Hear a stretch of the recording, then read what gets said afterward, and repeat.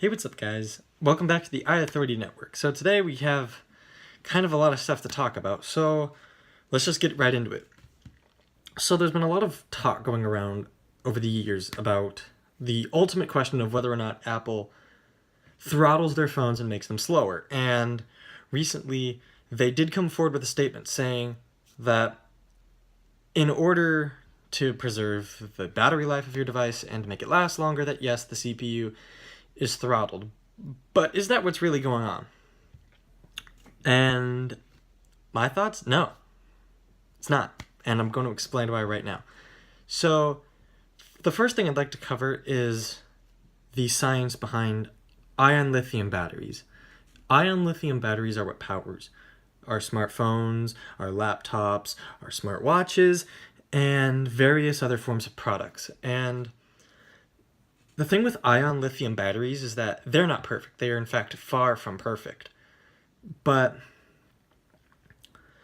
the more we use them and the more we charge them has an effect on that. The chemistry of the batteries changes over the lifetime of the battery. And while the battery, yes, can be bad when you first purchase it, the odds of one getting a bad battery have gone down. And yes, while they have gotten better, they are still far from perfect. So the more you charge an ion lithium battery, the more it wears out, and it can only take so many charge cycles. So what Apple's doing is, by reducing the power that the CPU needs to run, the battery life of your device can last longer, which prevents the phone from shutting down at 30 or 40%. Because the new software requires more power from your phone CPU to run. So I really don't think that's a bad thing. In fact, I would not say it's throttling at all. I would say it's more of adjusting to get more out of your phone. And the reason I would say it's okay is because, one, Apple is not the only company doing it. For sure, without a doubt in my mind. A lot of people can say that they believe that they are the only one doing it, but here's the thing. Apple takes the blow for a lot of stuff that they aren't the only ones that do. So, if you think back to the iPhone 7 and 7 Plus's release, it got rid of the headphone jack. Funny story, Apple was not, in fact, the first company to remove the headphone jack from a smartphone. It was actually done much earlier by Motorola.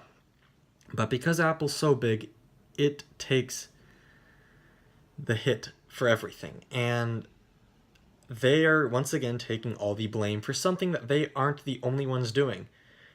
So when they say throttling, it's not really throttling. It's making adjustments to the CPU, so that way you can use your phone longer. It won't die at 30 or 40%. Now, other companies like Google probably did this on the Nexus. There's a lot of evidence to suggest they would do this on the Nexus. Microsoft has been doing it for a while, and they just have not been forthcoming with it. Now, there are rumors that say that Samsung has started to do this, but I'm not really sure about that because there is an other end to the spectrum that I'm now going to bring up. So on one side of the spectrum, we have companies slowing down phones, that way they last longer. On the other side, however, this is the side I can see more Samsung being on. They let the phone run for as long as possible without any adjustments to the CPU and such, and the battery goes bad, and it doesn't matter because it's just going to die. Now, what would you prefer? If you would prefer a phone that just dies spontaneously because the CPU demands more battery life that the battery can no longer provide after, say, 2, 3, 4 years, or would you rather have a phone that can go 5 or 6 years, but it's a little slower?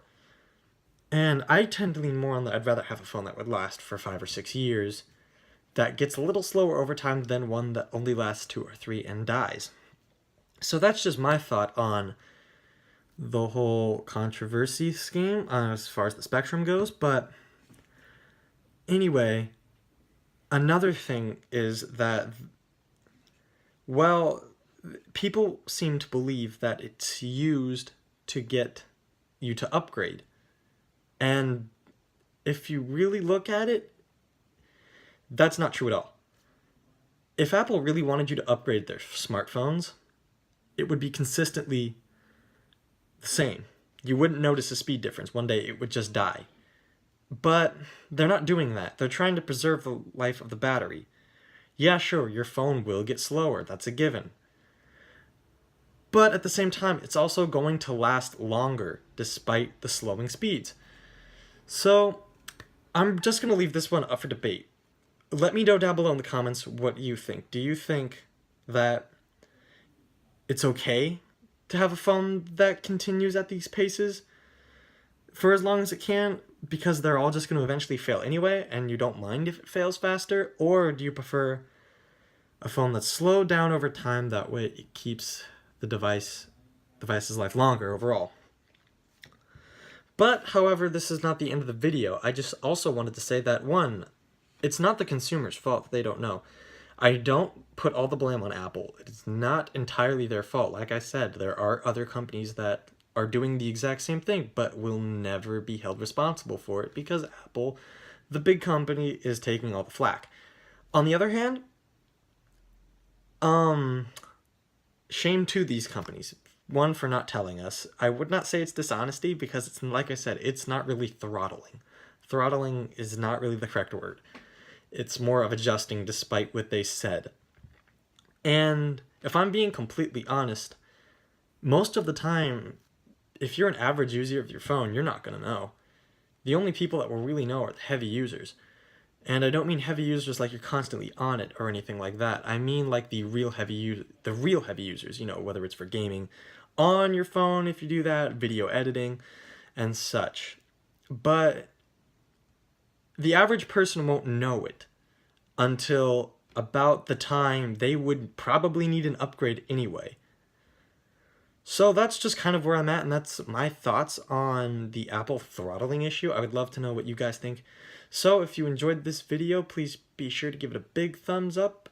And if you like what you saw, subscribe to the channel and click the little bell icon down there for more. Alright guys, until next time, peace.